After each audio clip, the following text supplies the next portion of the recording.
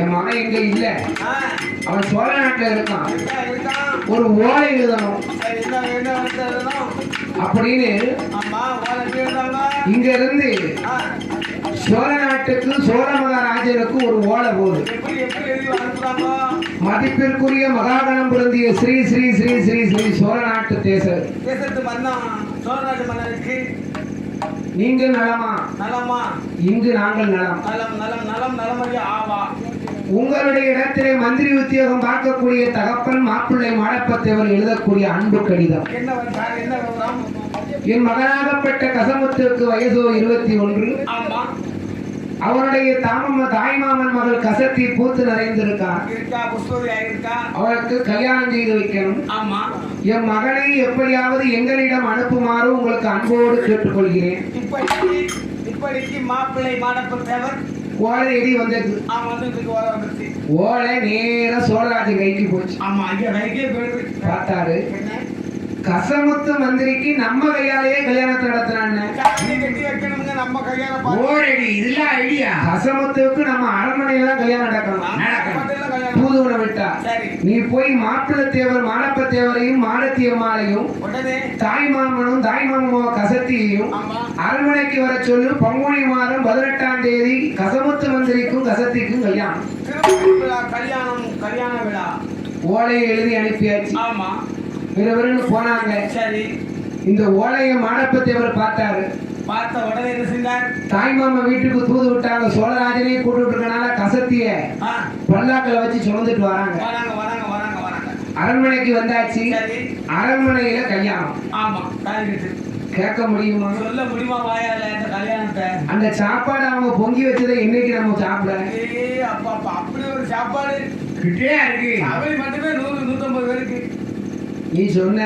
ஆமா, இவனுக்கும் ஒண்ணு கிடைச்சிருக்கலாம். ஆமா, அதனாலே மாப்பிள்ளை மாடப்பத்தேவரும் மாடத்தியம்மாளும் சேர்ந்து அலங்கார பந்தல் அலங்காரத்திலே கசமுத்து மந்திரி அமர்ந்திருக்க கசத்தியம்மா உட்கார்ந்த உடனே கசத்தி கணவனுடைய திருமுகத்தின் அழக பார்த்தா. அது ஏன் உனக்கு வாய்க்குள்ள வரும் போது அப்படியா? அப்போது உடனே கசமுத்து மந்திரியும் கசத்திய பார்த்தா. நம்ம மாம மகா எவ்வளவு லட்சணமா பொட்ட என்ன செய்த என்ன. உடனடியாக பார்த்தார் சோழராஜன். திருமாங்கல்யத்தை எடுத்து கையிலே கொடுத்து, கசமுத்து மந்திரி உங்க மனைவியார் கசத்தி திருக்குளத்திலே உடனே திருப்பூட்டும். திருமாங்கல்யத்தை வாங்கின கசமுத்துவோ ஐயா சிவ சிவா சிவ தாய்மாமன் மகா கசத்தியவா கடவுள் பகவான வருந்தும் போது திரு மகரியம் கையில் வாங்கி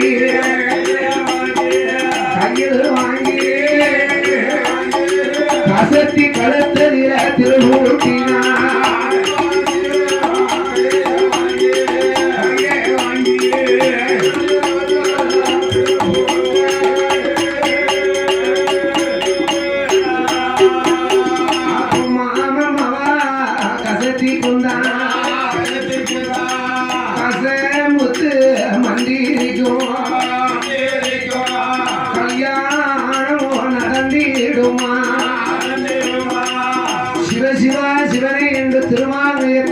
கசத்தி கழுத்திலே 3 முடிச்சு போட மங்கையர்கள் எல்லாம் குளவை போட்டாங்கோ.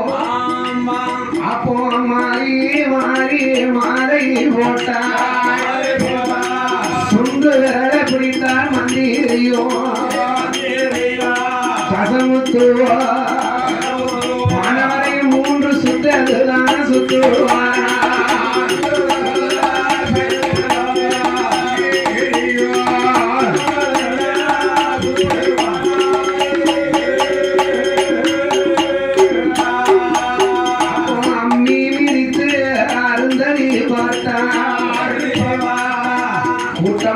கூட்டம் எள்ளு போட்டா எள்ளு கழுத்துல கடந்தது ஒரு மாணிக்க மாலை. அதை எடுத்து அதே 1000 பேர் கூட்டத்திலே அந்த விலை மதிக்காத வைர ரவரத்தின மாலையை கொண்டு போய் கசமுத்து மந்திரி கழுத்திலே போட்டார். அதே இடத்திலே கசமுத்து மந்திரி சொன்னா மன்னா 1000 பேர் கூட்டத்திலே என் கழுத்திலே நீர் இந்த மாலை போட்டு என்னை கௌரவித்ததாலே என் கல்யாண விழாவில் நீர் என்னை கௌரவித்த காரணத்தாலே உமக்கு கல்யாண சோழராஜன் என்ற காலியே உலகம் எல்லாம் பேர் விளங்கும்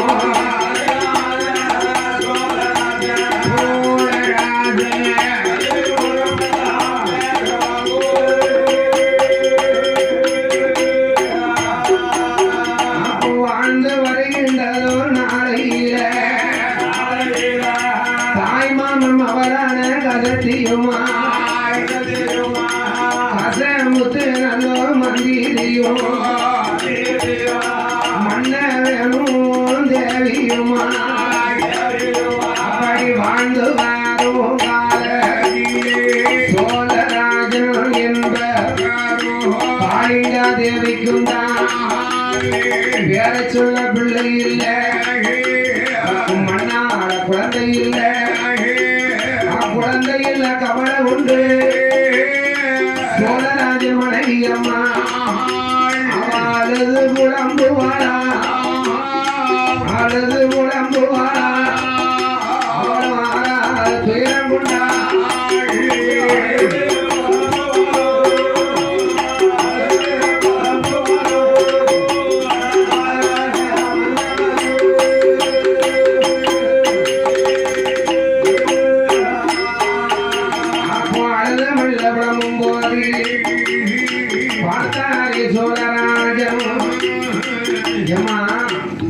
நமக்கு பிள்ளைகளையே கவலைப்படாத 1008 சிவதலமும் 108 திருப்பதியில் சுத்தி வருவோம் அப்படின்னு காசியில இருந்து கன்னியாகுமரி வரையும் ஒவ்வொரு புண்ணிய ஸ்தலமா சிவதலங்களை பார்த்து வராங்க. அப்ப சிவதலத்தை பார்த்து எப்படி வராங்க? ஐயா காசிமா நகரம் விட்டு காசி விஸ்வநாதரையோ சாராட்சிய சேவை செய்தான் சோழராஜன் சொல்றா, ஏ மந்திரி நீர் இல்லாம நான் ஒரு நாள் இருந்தது இல்லையே, கசமுத்துவையும் கூட கூப்பிட்டு வா. கல்யாண சோழராஜன் காளிங்காதேவி கசமுத்து கசத்தி மற்றும் சேனப்படைகள் அவங்க காசிமா நகர் கழித்து சீதாய் சிதம்பரம் தென்மேற்கு அண்ணாமலை நம்ம மதுரை மாநகரத்தில தெப்பத்தில தீர்த்தமாடி அந்த மதுரவாடு சொக்கரையும் மீனாட்சிய சேவை செய்தான் கசமுத்திர மந்திரியும் கல்யாண சோழராஜன் பிள்ளை வர வேணும் என்று தவம் இருந்து வருவார்களா மதுரை மாநகரம் விட்டு நமது தென்மதுரதாங்கரம் அவர் திருப்பரங்குன்றம் விட்டு அவங்க திருமங்கலம் வாய்கூ திருவள்ளிபுத்தூர் வழியா ராஜபாளையம் ஊரும் விட்டு நம்ம கலிவளம் தான் கடந்து நம்ம சங்கேரம் கோவில் வந்து சங்கேர நயினார அவர கோமதிய சேர்வது